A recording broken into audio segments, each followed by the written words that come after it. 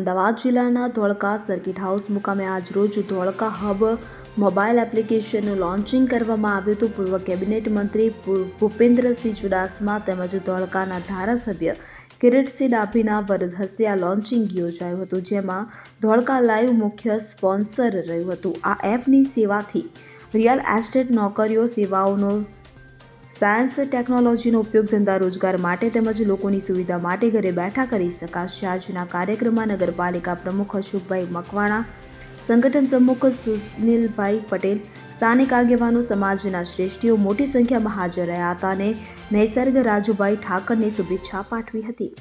ઇદ્રીસ શેખ સાથે ધોળકા. હવે જુઓ દેશ દુનિયાની તમામ ખબરો તમારી આંગળીના ટેરવે. ઉઠાવો મોબાઈલ અને ગૂગલ પ્લે સ્ટોર પરથી ડાઉનલોડ કરો અમારી CN24 ન્યૂઝ મોબાઈલ એપ.